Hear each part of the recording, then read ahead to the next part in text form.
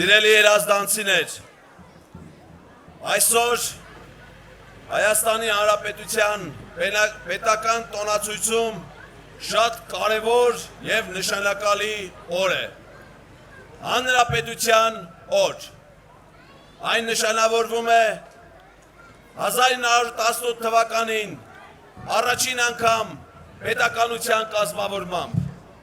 Այդ պետությունը ստացավ Հայաստանի Հանրապետություն անունը։ 1990 թվականի օգոստոսի 23-ին, երբ Հայաստանը վերագտավ իր անկախությունը, Հայաստանի անկախության հռչակագրով այդ պետությունը կոչվեց վերստին Հայաստանի Հանրապետություն, կրճատ անվանումը Հայաստան։ 2026 թվականի հունիսի 7-ին մեր բոլորի միասնական քվեարկության առնվազն 1,500,000 հայերի երրորդ համարի քվեաթերթիկի քվեարկության արդյունքում այդ Հայաստանը դառնալու է ուժեղ Հայաստան։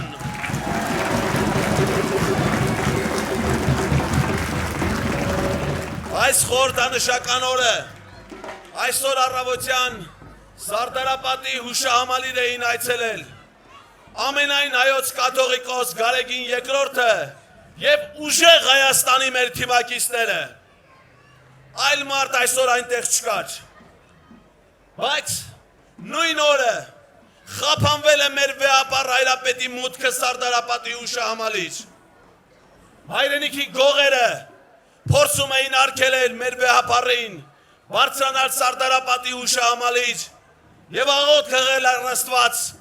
մեր պետականության կերտողների համար։ Դա նրանց չի հաջողվել։ Եվ այսօր վեհապար հայրապետը անարգել բարձրացել է Սարդարապատ Նարեկ Կարապետյանի և իր ընկերների հետ, փոխանցելու մեզ բոլորի Սամվել Կարապետյանի պատգամը, որ մենք ունենալու ենք ուժեղ Հայաստան։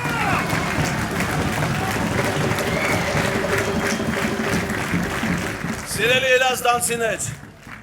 2018 թվականին այս հրապարակը և ոչ միայն այս,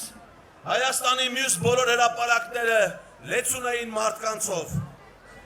Մարդիկ փոփոխություններ էին ուզում, մարդիկ խաղաղություն էին ուզում, մարդիկ արդարություն էին ուզում, մարդիկ համերաշխություն էին ուզում, բայց ինչ ստացան նրանք դրանից հետո այս 8 տարիների ընթացքում։ Ստացան պատերազմ, ստացան կորուստներ, մարդկային, տարածքային, նյութական։ Այսօր մենք քայլում ենք Հրազդանի փողոցներով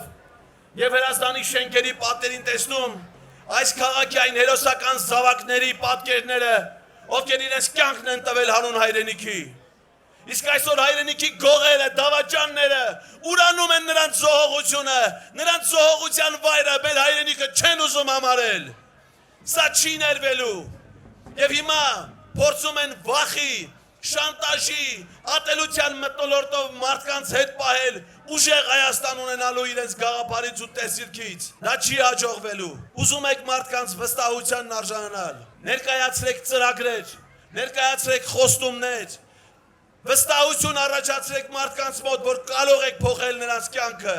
Դա դուք չեք կարող, դրա համար եք ստիպում, դրա համար եք վախեցնում, դրա համար եք ուժ կիրառում մարդկանց նկատմամբ։